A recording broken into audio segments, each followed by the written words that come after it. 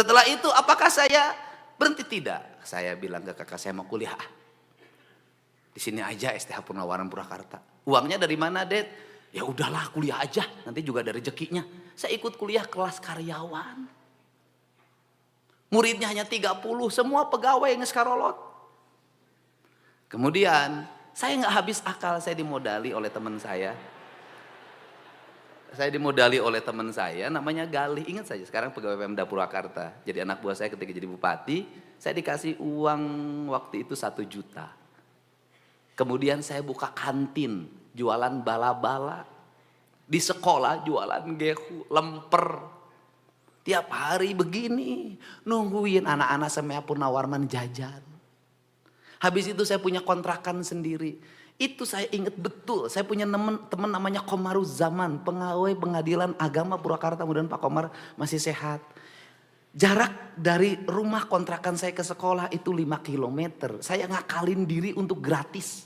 Ketika pulang, berangkat saya jalan kaki, pulangnya apa? Saya lapar nih, tapi gimana uang saya biar gratis nih, biar awet. Saya ikut sama temenin Pak Komar jalan, Pak Komar juga. Nah, hanya untuk apa? Karena setiap pulang dengan Pak Komar, saya pasti diajak makan nasi goreng. Gratis. Jadi, buat anak-anakku, tidak ada alasan bahwa Anda miskin, Anda tertinggal. Tidak ada alasan. Apa yang terjadi di abad hari ini? Sudah miskin, kemudian memproklamirkan kemiskinannya. Lemah.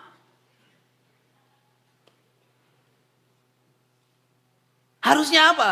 Sembunyikan kemiskinannya. Anda kerja keras. Kenapa?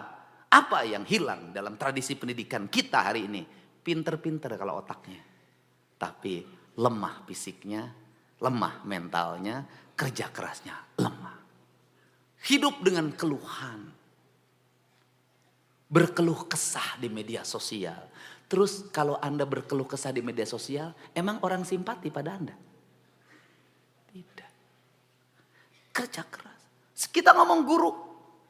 Apakah guru sekarang menderita? Menurut saya tidak lebih menderita dibanding guru zaman dulu. Ngomong kelas, wow, saya kelas 1 SD muridnya 60. Satu bangkunya 3. Penyakitnya apa? Kopok. Kita ngalamin lah anak tahun 70 bu dokter, kopok, bu kopok. Di kelas saya dari 60 murid, 10 yang kopok. Bayangin loh, guru zaman itu loh. Habis itu sekolahnya giliran, pagi, sore, siang, jam 1 udah dari sawah, ngangon doma, teu mandi heula, masuk ke kelas kopok. Itu sekelas baunya luar biasa. Penyakitnya kedua lagi ololeho. Murid zaman dulu kesini. Ke sekolahnya ada yang disenal, ada yang enggak, ada yang nyeker. Itu kakinya belah-belah. Ke sekolah suka dipariksa. Hidung, untuk ngakalinnya pakai jalantah. Sudahlah, menderita Pak, menderita. Gurunya pakai kapur. Guru di mejanya disimpan itu pangebug. Bodoh sih ya. Saya termasuk anak yang 20 orang dari 60 tidak naik kelas. Dedi Mulyadi tidak naik kelas. Bodoh aing teh. Tiap hari gini aja ditangtungin suruh baca. Kieu. Apakah guru zaman itu dilaporin polisi? Tidak. Di sekolah digampar, geplak. Pulang ke rumah, kunaon sia dicabok ku guru. Tadi maledog sekolah make batu, gaplok deui. Punten ya, mohon maaf kita memang hari ini sudah harus mengikuti ratifikasi perjanjian perlindungan anak. Tetapi anak waktu itu lahir anak kokoh. Hari ini anak lebih galak tibatan gurunya. Anak lebih galak tibatan bapaknya. Anak-anak hari ini tumbuh lemah. Dan mohon maaf banget. Tahun 70-an anak-anak orang kaya tuh santai.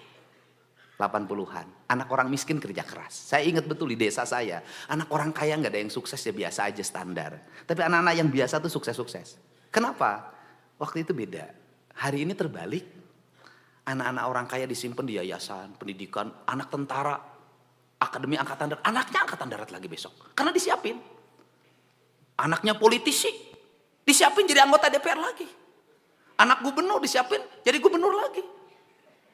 Anak bupati disiapin, anaknya jadi bupati lagi. Anak kepala desa disiapin, anak Jairoh.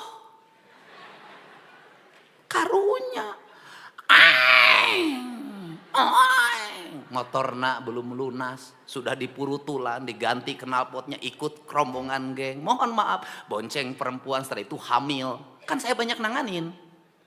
Kawin sebentar, setelah itu pisah lagi. Anak usia muda, sudah punya anak lagi, bapaknya miskin. Sudah mikirin 3 anaknya dari perkawinan yang sebentar-sebentar. Saya nanganin Pak yang begitu.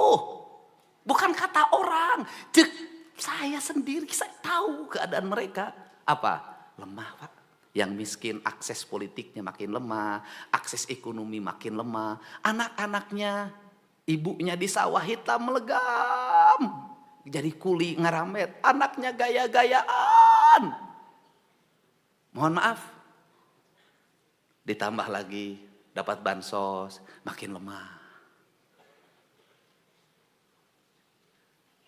Saya ingin nih sekolah rakyat dibangun Pak Prabowo. Cita-citanya merubah itu loh. Saya ingin sekolah rakyat, sekolah Taruna Nusantara itu hadir dalam setiap ruang keras di seluruh Jawa Barat. Sekolah yang setara melahirkan kelas menengah. Sehingga saya tidak ragu kalau di Unpad kemarin mengumumkan, 10 fakultas kedokteran, 10 orang sini, saya biayain oleh Provinsi Jawa Barat, sini. Kedokteran, asal orang tuanya tidak mampu, tapi anaknya punya kemampuan dan keinginan. Saya ingin, ITB berapa orang yang nanti teknik sipil, geologi, kemudian arsitektur, saya bilang sini.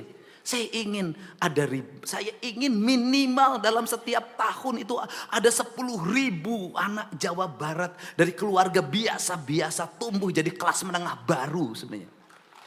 Itu. Dan saya tidak akan ragu dengan Pak Ketua DPRD untuk mengalokasikan biaya. Uangnya dari mana itu? Pemda Jawa Barat kok banyak banget duitnya sekarang. Apakah mujak sama Nyi Ratu Kidul? Saya itu orang rasional, akademik. Tanya teman-teman dekat saya nggak percaya klinik. Enggak. Tapi saya memahami Nyi Ratu Kidul itu simbol dari laut. Dan di mana manusia kalau ingin mengalami kemajuan maka harus memuliakan laut. Agar apa? Agar dia bisa mendapat keberkahan dari apa yang menjadi kandungan kekayaan laut itu. Tidak boleh dieksploitasi. Tidak boleh dirusak. Kemudian simbol dari tanah disebutnya Sunan Ambu. Yang itu saya lambangkan ketika merah putih diserahkan di Gedung Pakuan. Untuk apa? Hari ini yang menjadi problem adalah tanah. Kenapa? Ada laut yang sudah disertifikatkan. Ada bantaran sungai disertifikatkan. Ada gunung disertifikatkan. Padahal itu hak negara untuk dikelola untuk kemakmuran rakyat. Ini problem. Yang ketiga adalah ada maung. Itu adalah uyut. Dan itu adalah simbol dari penjagaan hutan. Sebenarnya saya itu nilai itu orang Cina merumuskan tuh yin dan yang. Kemudian lahirlah seperti Nyi Ratu itu adalah Dwi Kuan Yin. Orang Eropa membuat lukisan Mona Lisa. Kita kelnik hayang benghar ka Nyi Ratu. Wah teu bisa, benghar mah kudu usaha. Nah, ini yang di otak saya itu. Tetapi saya bilang meraih kemajuan sains teknologi kita tidak boleh terputus dari sejarah masa lalu sebagai bangsa. Jadi untuk itu saya ucapkan terima kasih bagi anak-anakku, guru-guruku yang semangat. Nah kemudian mengajar pagi 6:30, hitungannya apa? Hitungannya kan sudah terkompensasi Jumat, Sabtu itu kan libur. Saya dulu merumuskan pendidikan, 7 poeatikan. Yang satu adalah Ajeg Nusantara Senin, yang kedua Selasa Ajeg di Buanda, ketiga Rebo Maneh di Sunda, keempat Kemis Nyanding Wawangi, kelima Jumat Nyuci Kendiri, Sabtu Minggu betah di Imah. Ini penting.